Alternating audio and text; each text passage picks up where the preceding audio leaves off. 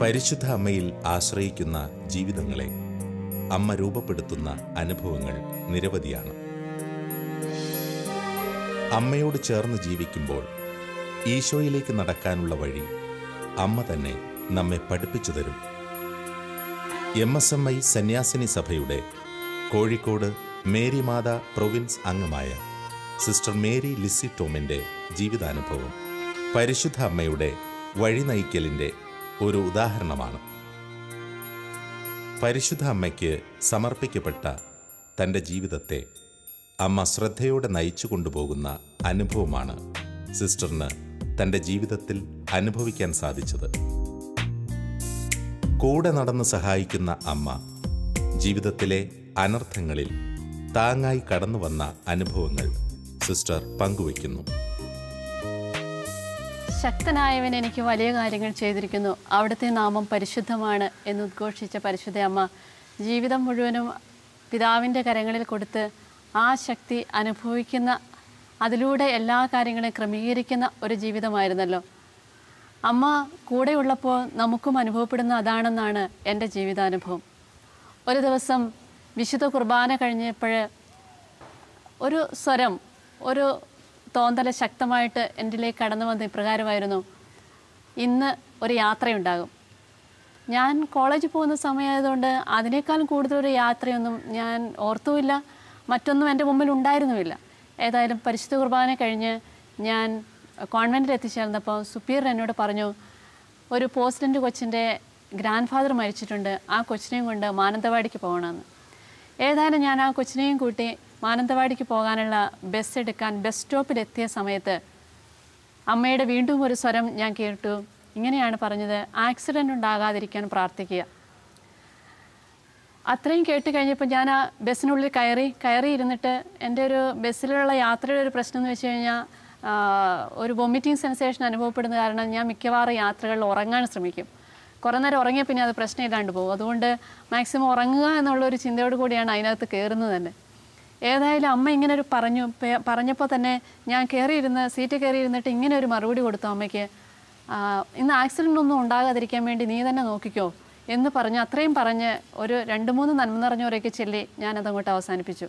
കൊച്ചിനെ കൊണ്ടുപോയി അവിടുത്തെ കർമ്മങ്ങളെല്ലാം കഴിഞ്ഞു. ഞാൻ ഒറ്റയ്ക്ക് തിരിച്ചു പോരുകയാണ്. വയനാടൻ ചുരം എത്തി. ഞാൻ ഉറങ്ങുമായിരുന്നു. ശക്തമായൊരു ശബ്ദം കേട്ടിട്ട് ഞാൻ കണ്ണു തുറന്നു നോക്കി. കണ്ണു തുറന്നു നോക്കുമ്പോൾ ഞാൻ കാണുന്നത് ഏറ്റവും ടോപ്പിൽ 9ാം വളവിലാണ് വണ്ടി നിൽക്കുന്നത്. സംഭവിച്ച കാര്യം ഇതാണ്: ഈ ബസ് ചെന്ന് ലോറിക്കിട്ടിടിച്ചു, ലോറി ചെന്നൊരു ജീപ്പിനിട്ടിടിച്ചു, ജീപ്പിൻ്റെ ബോണറ്റിലാകും കൂടി ഇങ്ങനെ പരന്ന് ഇരിക്കുന്ന ഒരവസ്ഥാവിശേഷമാണ്. ആകപ്പാട് അസ്വസ്ഥമായ കുറച്ച് സമയങ്ങൾ. ദൈവകൃപയാൽ ഒരാൾക്കും ഒരപകടവും ഉണ്ടായില്ല. ആ ജീപ്പിൻ്റെ ബോണറ്റിന് വന്ന ഒരു പ്രശ്നമല്ലാതെ ഒരു 5-10 മിനിറ്റ് അവരെല്ലാവരും കൂടി സംസാരിച്ചു, ചർച്ച ചെയ്തു. അതിനുശേഷം സമാധാനപരമായി എല്ലാവരും പിരിഞ്ഞു പോവുകയും ചെയ്തു. കയറിയിരുന്നപ്പോൾ ഞാൻ ഓർത്തൊരു കാര്യം ഇതാണ്: അമ്മ രാവിലെ പറഞ്ഞതാണ് ആക്സിഡൻ്റ് ഉണ്ടാകാതിരിക്കാൻ വേണ്ടി നീ പ്രാർത്ഥിക്കണം. പക്ഷേ അത്ര കാര്യമായിട്ട് അത് എടുക്കാത്തത് കൊണ്ട് ഞാൻ അതിനെക്കുറിച്ചൊരു വിഷമമായിട്ട് കരുതി. ജീവിതത്തിൽ എങ്കിൽ പോലും അമ്മയെ നീ നോക്കിക്കോണം എന്ന് പറഞ്ഞതുകൊണ്ട് ആർക്കും ഒരു അപകടം ഉണ്ടാകാതെ വലിയ കുഴപ്പമില്ലാതെ ആ കാര്യം അങ്ങോട്ട് കഴിഞ്ഞു പോകാനായിട്ട് ഇടയായത് ഓർക്കുക. ജീവിതത്തിൽ അമ്മ കൂടെയുള്ളപ്പം അമ്മയെ ഏൽപ്പിച്ചു കൊടുത്താൽ എല്ലാ കാര്യങ്ങളും ഭംഗിയായി അമ്മ നടത്തി തരാറുണ്ട് എന്നുള്ളതൊരു ഓർമ്മയാണ്. ഞാൻ സാധാരണ അനുദിന ജീവിതത്തിലെ കാര്യങ്ങൾ വരുമ്പോൾ ഞാൻ പ്രത്യേകിച്ച് കിടക്കാനൊക്കെ പോകുമ്പോൾ നേരം വെളുത്ത് എഴുന്നേൽക്കുന്ന കാര്യത്തെക്കുറിച്ച് അമ്മയോട് പറയാം: അമ്മേ, നിൻ്റെ സമയത്ത് ഒന്ന് വിളിച്ചേ കേട്ടോ എന്ന് പറയാറുണ്ട്. അങ്ങനെ എന്നൊക്കെ പറഞ്ഞിട്ട് കിടക്കുന്നുവോ കൃത്യം ഒരു ടൈമുണ്ട്, ആ ടൈമിന് വിളിച്ചിരിക്കും. അപ്പോൾ ഞാൻ ശ്രദ്ധിച്ചു, എല്ലായ്പ്പോഴും ആ സമയം എന്ന് പറയണത് നിൻ്റെ സമയത്ത് വിളിച്ചേ കിട്ടോ എന്ന് പറഞ്ഞു കഴിഞ്ഞാൽ അതിനുള്ളൊരു മറുപടിയായിട്ട് വരുന്നത് 4:45 ആണ് രാവിലെ. അതിനു മുമ്പ് ചിലപ്പോൾ 3 മണിക്കൊക്കെ എഴുന്നേൽക്കുന്ന ചില സമയങ്ങളൊക്കെ ഉണ്ടെങ്കിൽ പോലും ഈ അമ്മയുടെ എഴുന്നേൽക്കണമെന്ന് പറയുന്ന സമയത്ത് വലിയ ഉറക്കോ പ്രശ്നമൊന്നും ഇല്ലാതെ പകലിരുന്ന് ഉറങ്ങാതെ ക്ലാസ്സിലൊക്കെ നന്നായിട്ട് അറ്റൻഡ് ചെയ്യുന്ന വ്യക്തി ചെയ്തോട്ടെ എന്ന് ഓർത്തിട്ടായിരിക്കണം ഈ 4:45 എഴുന്നേൽപ്പിക്കുന്ന ഒരു പരിപാടി അമ്മ തുടങ്ങിയതെന്ന് ഞാൻ കരുതുകയാണ്. അങ്ങനെ ഓരോ കുഞ്ഞു കാര്യങ്ങളിലും കൂടെ നടന്ന് സ്നേഹിക്കുന്ന ഒരമ്മ, അതാണല്ലോ ഫ്രാൻസിസ് മാർപ്പാപ്പ വ്യക്തമായി പറയുന്നുണ്ട്: നമ്മുടെ ഓരോ കഷ്ടതകളിലൂടെയും നമ്മുടെ കൂടെ നടന്ന് നമ്മളെ സഹായിക്കുന്നവളാണ് ഈശോയുടെ അമ്മ എന്ന്. അത് ജീവിതത്തിൻ്റെ ഒരു അനുഭവമായിട്ട് മാറിയ ഒരുപാട് നല്ല ഓർമ്മകളെ മനസ്സിൽ സൂക്ഷിച്ച് ദൈവത്തിന് നന്ദി പറയുകയാണ്. പരിശുദ്ധ അമ്മയുടെ വിമല ഹൃദയത്തിന് സമർപ്പിക്കുന്നതൊന്നും നശിച്ചു പോവുകയില്ല. പരിശുദ്ധ അമ്മയുടെ വിമല ഹൃദയത്തിന് സമർപ്പിച്ച തൻ്റെ ജീവിതത്തെ അമ്മ ഈശോയിലേക്ക് കൂടുതൽ അടുപ്പിച്ച് ആത്മീയ ജീവിതത്തിൽ വളർത്തിയ അനുഭവം സിസ്റ്റർ ഓർത്തെടുക്കുന്നു. 1917 പരിശുദ്ധ അമ്മ ഫാത്തിമയിൽ വെച്ച് പറഞ്ഞതുപോലെ അവസാനം എൻ്റെ വിമല ഹൃദയം വിജയം വരിക്കും.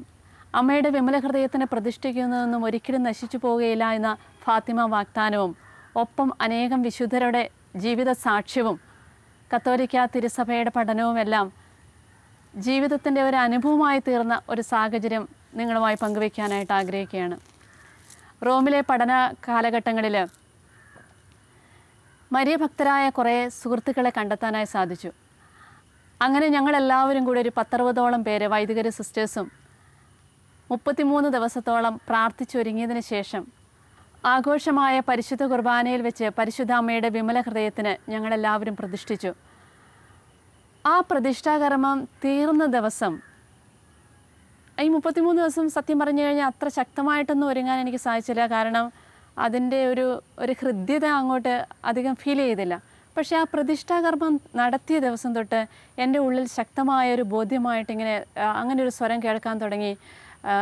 ഇതിലെന്തോ വളരെ വലിയ കാര്യമുണ്ട്, അതുകൊണ്ട് ഒരിക്കൽ കൂടി അത് റിപ്പീറ്റ് ചെയ്ത് ചെയ്യാനായിട്ട്. അങ്ങനെ അന്ന് തന്നെ ഞാൻ വീണ്ടും ഈ 33 ദിവസത്തെ ഒരുക്കം ആരംഭിച്ചു. ഈ പ്രചോദനം അനുസരിച്ച് അത് ചെയ്തുകൊണ്ടിരുന്ന അതിൻ്റെ ഓരോ പരിശുദ്ധമ്മയുടെ മെസ്സേജുകൾ അനുസരിച്ചുള്ള കാര്യങ്ങളായിരുന്നു അതിനകത്തുണ്ടായിരുന്നത്. വ്യക്തി ജീവിതത്തിലുള്ള സാങ്ക്ടിഫിക്കേഷനും ഒപ്പം തന്നെ എങ്ങനെയാണ് ദൈവത്തിൻ്റെ ഐക്യത്തിലേക്ക് കടന്നു വരുന്നത്, കൃപയുടെ ഒരു തലത്തിലേക്ക് എങ്ങനെയാണ് ജീവിതത്തെ ഉയർത്തുന്നത്, അങ്ങനെയുള്ള ചില വശങ്ങളാണ് അതിൽ ഊന്നിപ്പറഞ്ഞിരുന്നത്. അതിൻ പ്രകാരം അമ്മ നൽകുന്ന നിർദ്ദേശങ്ങൾക്കനുസരിച്ച് ജീവിതത്തെ ഒന്ന് ക്രമീകരിച്ച് 33 ദിവസത്തെ വീണ്ടും ഒരു ഒരുക്ക പ്രാർത്ഥനയ്ക്ക് ശേഷം അമ്മയുടെ വിമല ഹൃദയത്തിന് പ്രതിഷ്ഠിച്ചു. യഥാർത്ഥത്തിൽ അത് വലിയൊരു സ്വാധീനം എൻ്റെ ജീവിതത്തിൽ നൽകാനിടയായി. തുടർന്ന് അത് എൻ്റെ ജീവിതത്തിൽ മാത്രമല്ല, അത് മറ്റുള്ളവരിലേക്കും ഒഴുകാനായിട്ടുള്ളൊരു സാഹചര്യം പരിശുദ്ധ അമ്മ ഒരുക്കി തന്നത് ഞാൻ ഓർക്കുകയാണ്. കാരണം അമ്മയുടെ വിമല ഹൃദയത്തിനെ പ്രതിഷ്ഠിക്കുന്നതൊന്നും ഒരിക്കലും നശിച്ചു പോകില്ല എന്ന് വളരെ വ്യക്തമായിട്ട് സഭ ഫാത്തിമ ദർശനം പഠിപ്പിക്കുന്ന പോലെ തന്നെ വിശുദ്ധ മരിയ ലൂയിസ് മോൺഫോർട്ടും വളരെ വ്യക്തമായിട്ട് നമ്മളെ ഓർമ്മിപ്പിക്കുന്നുണ്ട്.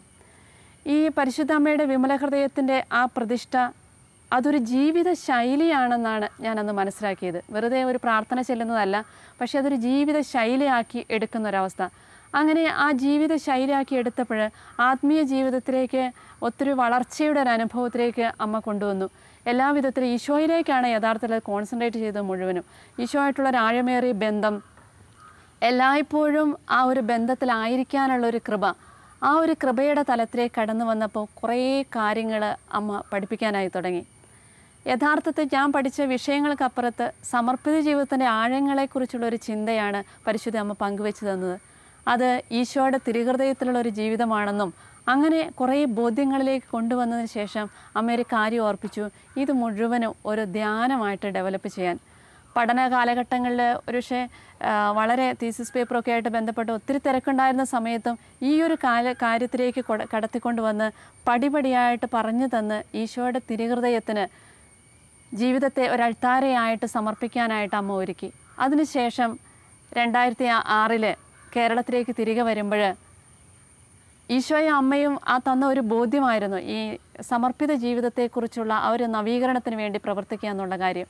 അപ്പോൾ ധ്യാനം പോലെ ഡെവലപ്പ് ചെയ്യാൻ എന്നോട് ആവശ്യപ്പെട്ടുവെങ്കിലും ഞാനതൊരിക്കലും അത് സുപ്പീരിയേഴ്സിനോടോ അങ്ങനെയൊന്നും പറഞ്ഞിട്ടില്ലായിരുന്നു. പക്ഷേ കൃത്യമായി ദൈവം അക്കാര്യത്തിൽ ഇടപെട്ടു. എൻ്റെ സുപ്പീരിയേഴ്സ് തന്നെ സിസ്റ്റേഴ്സിന് വേണ്ടി ഇങ്ങനെ ധ്യാനം നടത്താനായിട്ട് ആവശ്യപ്പെട്ടു. അങ്ങനെ ആദ്യ ധ്യാനം തന്നെ വലിയൊരു കൃപയിലേക്ക് ഉയർത്തപ്പെട്ട അനുഭവം. പിന്നെ ഞാൻ കാണുന്ന ഒരവസ്ഥ, കേരളം തൊട്ട് ജമ്മു കാശ്മീർ വരെ എല്ലാ സംസ്ഥാനങ്ങളിലും ഒരുപാട് സിസ്റ്റേഴ്സിൻ്റെ ഗ്രൂപ്പിന് വേണ്ടി ഈ ഒരു ധ്യാനത്തെ പ്രയോജനപ്പെടുത്തുവാനായിട്ട് സാധിച്ചു. അനേകർക്ക് അത് കൊടുക്കാൻ, അങ്ങനെ ഈശോയുടെ ഹൃദയത്തിലേക്കും അമ്മയുടെ വിമല ഹൃദയത്തിലേക്കുള്ളൊരു പ്രതിഷ്ഠയുടെ ആഴങ്ങളെ വർദ്ധിപ്പിക്കാനായിട്ട് സഹായിച്ച സന്ദർഭങ്ങൾ ഓർക്കുകയാണ്. അതൊരു വലിയ കൃപയായിട്ടാണ് കാണുന്നത്. ഈ കൃപയുടെ നാളുകളിൽ തന്നെ ത്രേഫന്താന എന്ന് പറയുന്നൊരു സ്ഥലത്ത് പരിശുദ്ധ അമ്മ പ്രത്യക്ഷപ്പെട്ട ഒരു സ്ഥലമുണ്ട്. ആ ഒരു കൊച്ചു ഗ്രോട്ടോയിൽ നിരന്തരം സന്ദർശിക്കാൻ ഞാൻ ഇടയ്ക്കിടയ്ക്ക് പോകുമായിരുന്നു. അങ്ങനെ അവിടെ പോയിരുന്ന് പ്രാർത്ഥിക്കുന്ന സമയങ്ങളിലും അമ്മ വളരെ വ്യക്തമായ ചില ആത്മീയ കാര്യങ്ങൾ പറഞ്ഞു തന്നത് ഈ ധ്യാന കാര്യങ്ങൾക്കും മറ്റുമൊക്കെ സഹായമായി തീർന്ന സന്ദർഭങ്ങളുണ്ടായി. അങ്ങനെ ഈ ധ്യാന കാര്യങ്ങളിലൂടെ അനേകരെ അമ്മയുടെ വിമല ഹൃദയത്തിലേക്ക് പ്രതിഷ്ഠിക്കാനുള്ള ഒരു പ്രത്യേക കൃപ പരിശുദ്ധ അമ്മ തന്നു. അത് വളരെ വിജയകരമായിട്ട് മുന്നോട്ട് കൊണ്ടുപോകാൻ സാധിച്ചു. കാരണം അത് സ്വർഗത്തിൻ്റെ ആഗ്രഹമാണെന്നും അമ്മയുടെ വിമല ഹൃദയത്തിനെ പ്രതിഷ്ഠിക്കുക എന്ന് പറഞ്ഞു കഴിഞ്ഞാൽ ഈശോയുടെ തിരുഹൃദയത്തിൻ്റെ ആ ശൈലികളനുസരിച്ച് ജീവിക്കുക എന്നുള്ളതാണെന്നൊക്കെയുള്ള വലിയ ബോധ്യങ്ങളായിരുന്നു അതിൽ നിലനിന്നത്. യഥാർത്ഥത്തിൽ ഇന്നത്തെ കാലഘട്ടത്തിനും ആവശ്യമായിട്ടുള്ളൊരു പ്രത്യേകമായ ഒരു ആത്മീയ ജീവിത ശൈലിയാണതെന്നും കൂടി നമുക്ക് മനസ്സിലാക്കാനായിട്ട് സാധിക്കും. കൃപ നിറഞ്ഞ മറിയത്തോട് ചേർന്ന് നിൽക്കുമ്പോൾ നമുക്കും കൃപയിൽ വളരാൻ സാധിക്കും എന്ന് സിസ്റ്റർ തൻ്റെ ജീവിതത്തിൽ നിന്ന് നമ്മോട് പറയുന്നു. തൻ്റെ ധ്യാന ശുശ്രൂഷകളിൽ അമ്മ കടന്നുവന്ന് സഹായിച്ച നിരവധി അനുഭവങ്ങൾ ഈ ജീവിതത്തിലുണ്ട്.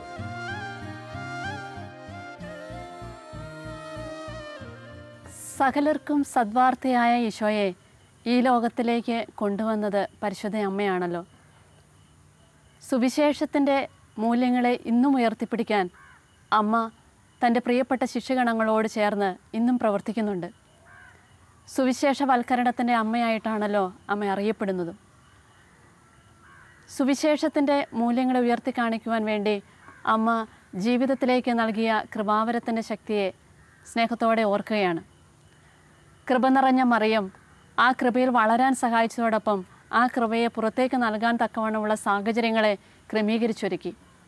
വിവിധ തരത്തിലുള്ള സുവിശേഷ പ്രവർത്തനങ്ങളിലൂടെ ആ ഒരു വേദിയിലേക്ക് എത്തുവാനായിട്ട് സാധിച്ചു. കുഞ്ഞുങ്ങൾക്കുള്ള ധ്യാനവും യുവജനങ്ങൾക്കുള്ള ധ്യാനം, അതുപോലെ തന്നെ സെമിനാരിയിലും മറ്റ് ഇതര ധ്യാന കേന്ദ്രങ്ങളിലൂടെയൊക്കെയുള്ള ധ്യാനങ്ങളിലൂടെ അതിന് സാധിച്ചു. പഞ്ചാബ് മിഷനിൽ പ്രവർത്തിച്ച 2 വർഷങ്ങളെ ഓർക്കുകയാണ്. പാവപ്പെട്ട മക്കൾക്ക് ഈശോയെ കൊടുക്കുവാൻ, പ്രത്യേകിച്ച് പഞ്ചാബിലെ വില്ലേജുകളിലേക്ക് കടന്നു ചെന്ന് അവിടുത്തെ മക്കൾക്ക് ഈശോയെ കൊടുക്കുവാൻ തക്കവണ്ണമുള്ള ഒരു സാഹചര്യത്തെ ക്രമീകരിക്കപ്പെട്ടപ്പോൾ ആ ഭാഷ പഠിക്കാനും അതിനൊക്കെ പരിശുദ്ധ അമ്മ കൂടെ നിന്നത് ഓർക്കുകയാണ്. ഒരു സംഭവം ഓർക്കുകയാണ്. കാരണം ഭാഷയൊന്നും അത്ര വശമല്ലാത്ത ആദ്യ നാളുകളിൽ വില്ലേജുകളിലേക്ക് ചെല്ലുമ്പോൾ ഒന്നും തന്നെ നമുക്ക് പറഞ്ഞാൽ മനസ്സിലാവില്ല. പഞ്ചാബിയോ അല്ല ഹിന്ദിയോ അല്ലാത്ത ഒരു സംസാര രീതിയാണ് അവർ സംസാരിച്ചു കൊണ്ടിരിക്കുന്നത്.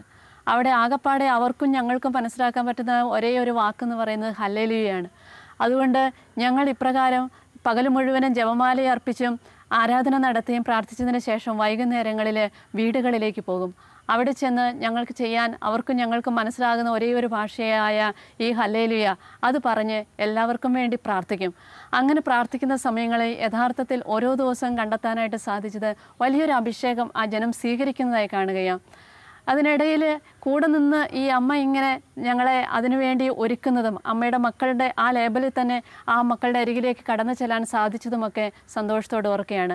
ഒരുപക്ഷെ കുറേ ധ്യാനങ്ങളിലൂടെയും ഹോം മിഷൻസ് പ്രോഗ്രാമുകളിലൂടെയും കുട്ടികൾക്കുള്ള ധ്യാനങ്ങളിലൂടെയൊക്കെ ഈ പഞ്ചാബി ഭാഷയിൽ പിന്നീട് പഞ്ചാബി പഠിച്ച് തന്നെ ഞങ്ങൾ അതിൽ ചെയ്യാനായിട്ട് ഉള്ള സാഹചര്യങ്ങൾ ഒരുക്കി തന്നു. വ്യത്യസ്തമായ ദേശങ്ങളിലും സംസ്കാരങ്ങളിലും അമ്മയുടെ ആ പ്രത്യേകമായ ഇടപെടലിലൂടെ ഈശോയെ കൊടുക്കാൻ സാധിച്ചതിൻ്റെ വലിയൊരു ചാരിതാർത്ഥ്യം മനസ്സിലുണ്ട്. കാരണം അമ്മ എപ്പോഴും എൻ്റെ ജീവിതത്തിൽ ചെയ്തൊരു കാര്യം ഈശോയിലേക്ക് എത്തിക്കുക, പരിശുദ്ധ കുർബാനയിലേക്ക് എത്തിക്കുക, ദിവ്യകാരുണ്യത്തിലേക്ക് എത്തിക്കുക, അതുവഴി ആ സുവിശേഷത്തെ മക്കളിലേക്ക് എത്തിക്കുക എന്നുള്ളൊരു കാര്യമായിരുന്നു. അനേകരുടെ സൗഖ്യത്തിൻ്റെ സമയങ്ങൾ, തിന്മയുടെ സ്വാധീന ശക്തികൾ അകന്നു പോകുന്നത് ഒക്കെ കാണാനായിട്ട് ഇടയായ അനേകം സന്ദർഭങ്ങൾ മനസ്സിൽ ഓർമ്മ വരികയാണ്. അങ്ങനെ ഞങ്ങളുടെ തന്നെ MSMA സന്യാസിനി സമൂഹത്തിൻ്റെ തന്നെ തൃശ്ശൂരും കോഴിക്കോടുമുള്ള ധ്യാനകേന്ദ്രങ്ങളൊപ്പം തന്നെ കൊളത്തുവേൽ ധ്യാനകേന്ദ്രത്തിലേക്ക് ശുശ്രൂഷയ്ക്ക് വേണ്ടി കടന്നു ചെന്ന വർഷങ്ങളെ ഓർക്കുകയാണ്. ഈ ഒരു പുതിയൊരു അഭിഷേകത്തിലേക്ക് നയിക്കാൻ വേണ്ടി ഞാൻ തുടരെ എൻ്റെ മനസ്സിലേക്ക് വന്നൊരു കാര്യം ഇതാണ്: കൃപ നിറഞ്ഞ മറിയത്തെ വിളിച്ച് അപേക്ഷിക്കുക. ഓരോ സമയവും ആ കൃപ നിറഞ്ഞ മറിയമേ നിനക്ക് സ്വസ്തി എന്നും പറഞ്ഞ് പ്രാർത്ഥിക്കാനായിട്ട് തുടങ്ങുന്ന സമയങ്ങളിലൊക്കെ കൃത്യമായ ഒരടയാളം പോലെ, ഒരനുഭവം പോലെ ആയിരുന്നു പരിശുദ്ധ അമ്മ ആ ഒരു കൃപ നിറച്ചുകൊണ്ടിരുന്നത്. അങ്ങനെ ഒരു ദിവസം NRCയിൽ വെച്ച് ഒരു ശുശ്രൂഷയുടെ വേളയിൽ കുർബാന നടന്നുകൊണ്ടിരിക്കുകയാണ്. ഈ പരിശുദ്ധ കുർബാനയുടെ ഇടയിൽ കൃത്യമായൊരു വെളിപ്പെടുത്തൽ പോലെ ഒരു കാര്യം വന്നത് എങ്ങനെയാണ്: വരാനിരിക്കുന്ന വിശ്വാസത്യാഗത്തിൽ നിന്നും വിശ്വാസ തകർച്ചകളിൽ നിന്നും എൻ്റെ മക്കളെ രക്ഷിക്കാൻ വേണ്ടി അവരെ എല്ലാവരെയും എൻ്റെ വിമല ഹൃദയത്തിന് പ്രതിഷ്ഠിക്കുക. എന്നിട്ട് അമ്മ കൃത്യമായിട്ട് പറഞ്ഞു തരികയായിരുന്നു, അതിങ്ങനെ ചെയ്യണം. അതിൻ്റെ ഘട്ടം ഘട്ടമായിട്ട് അതിൻ്റെ കാര്യങ്ങൾ വെളിപ്പെടുത്തി തരികയായിരുന്നു. അതിനുവേണ്ട ക്ലാസ്സുകളുടെ ക്രമീകരണങ്ങൾ, വീഡിയോയുടെ എഡിറ്റിങ്, അങ്ങനെ ഓരോ കാര്യം പരിശുദ്ധ കുർബാന, ആരാധന, ജപമാല, ഇങ്ങനെ എല്ലാ കാര്യങ്ങളും കൃത്യമായി പറഞ്ഞു തന്ന് ഞങ്ങൾ അതിനെ അധികാരികളുടെ അനുവാദത്തോടു കൂടെ തന്നെ അമ്മയോടൊപ്പം എന്നൊരു ശുശ്രൂഷയായിട്ട് അത് ക്രമീകരിക്കാനായി നല്ല ദൈവം ഇടയാക്കി. പരിശുദ്ധ ആ ഒരു ശുശ്രൂഷയിലൂടെ യഥാർത്ഥത്തിൽ അമ്മ ആഗ്രഹിച്ചതുപോലെ ഒരുപാട് ഇടവകളിലേക്ക് ഇറങ്ങിച്ചെല്ലാനും സന്ധ്യാസമയങ്ങളിൽ അവരെല്ലാവരും ഒരുമിച്ച് കൂട്ടി ഈ ശുശ്രൂഷകളുടെ പരിശുദ്ധ അമ്മയുടെ വിമല ഹൃദയത്തിന് പ്രതിഷ്ഠിക്കാനും ഒരുങ്ങിയ അതിൻ്റെ ഒരുക്ക സമയങ്ങൾ ഓർക്കുകയാണ്. ഓരോ വീഡിയോ എഡിറ്റിങ്ങിൻ്റെയും സമയങ്ങളിൽ പ്രത്യേകിച്ച് ഞാൻ ഓർക്കുകയാണ്, ഈ ഗാതിരപ്പ് മാതാവിൻ്റെ ആ ഒരു വീഡിയോ എഡിറ്റിങ്ങിന് വേണ്ടിയിട്ട് കാര്യങ്ങൾ ഞാൻ ചെയ്തുകൊണ്ടിരുന്ന ഒരു സമയം അതിശക്തമായ പരിശുദ്ധ അമ്മയുടെ സാന്നിധ്യം എനിക്ക് അനുഭവപ്പെട്ടു. അതിശക്തമായ ഒരു അഭിഷേകത്തിൻ്റെ ഒരു ഫീലിംഗ് അനുഭവപ്പെട്ടു. അതിനുശേഷം എൻ്റെ അടുത്തേക്ക് കടന്നു വന്നൊരു സിസ്റ്റർ ഒരുമിച്ച് ഞങ്ങളിങ്ങനെ പ്രാർത്ഥിച്ചുകൊണ്ടിരിക്കുമ്പോൾ ശരിക്കും പന്തക്കുസ്തായുടെ ഒരു അനുഭവം പോലെ ആത്മാവിൻ്റെ ഒരു അഭിഷേകത്തിലേക്ക് കടന്നു വരുന്നത്. അപ്പം ഞാൻ ഓർക്കുകയായിരുന്നു, പരിശുദ്ധാമ്മ ഇതൊക്കെ എത്ര കാര്യമായിട്ടാണ് എടുക്കുന്നത്, പരിശുദ്ധാത്മാവ് ഇതെത്ര കാര്യമായിട്ടാണ് എടുക്കുന്നത്. അങ്ങനെ സകല മക്കളും അമ്മയുടെ വിമല ഹൃദയത്തിന് പ്രതിഷ്ഠിക്കപ്പെടുക എന്നൊക്കെ പറയുന്നത് സ്വർഗത്തിൻ്റെ തന്നെ ഒരു പദ്ധതിയാണെന്നുള്ള വലിയൊരു ആത്മീയ ബോധ്യമാണ് എൻ്റെ മനസ്സിലേക്ക് കടന്നു വന്നത്. അപ്പോൾ അതിനുവേണ്ടി എന്ത് ത്യാഗം സഹിച്ചും എല്ലാവരെയും അമ്മയുടെ വിമല ഹൃദയത്തിന് പ്രതിഷ്ഠിക്കാനുള്ള ആ ഒരു വ്യഗ്രതയും ആ ഒരു തീഷ്ണതയൊക്കെ അമ്മ തന്നത് ഓർക്കുകയാണ്. ഇന്നും ആ ശുശ്രൂഷകൾ തുടർന്നുകൊണ്ടിരിക്കുകയാണ് അമ്മയുടെ വിമല ഹൃദയത്തിന് പ്രതിഷ്ഠിക്കാനുള്ള.